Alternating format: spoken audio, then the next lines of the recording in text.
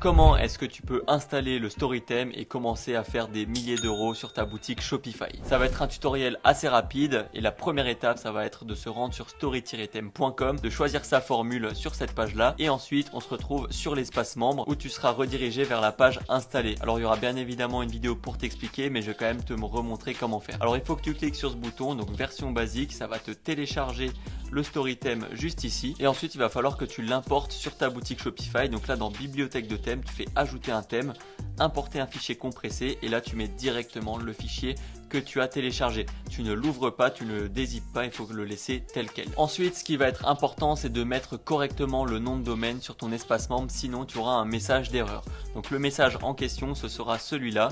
Donc là, normalement, ça va s'afficher. Votre licence n'est pas activée, vous devez connecter votre nom de domaine à votre espace membre en cliquant sur le bouton ci-dessus. Donc là, justement, il va falloir mettre correctement le nom de domaine et pour faire ça, il faut aller d'abord sur la barre de recherche ici. Donc quand on clique plusieurs fois, on va voir écrit le domaine en entier, https://silis.fr. Nous, ce qui va nous intéresser, c'est tout ce qui est après le deuxième slash. Donc si par exemple, donc là dans mon cas ça va être silis.fr, mais si maintenant il y avait www.silis.fr, il aurait fallu prendre les 3 W.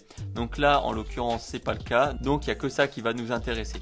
Donc on fait copier, on va se rendre sur le dashboard juste ici et on va cliquer sur ajouter une boutique. Là tu peux l'appeler comme tu veux, donc dans mon cas c'est Silis et dans l'URL public on va coller ce qu'on a mis, donc là c'est silis.fr. Et ensuite il faudra juste créer la boutique. Donc moi ici je l'ai déjà, donc du coup j'ai pas besoin forcément de la créer.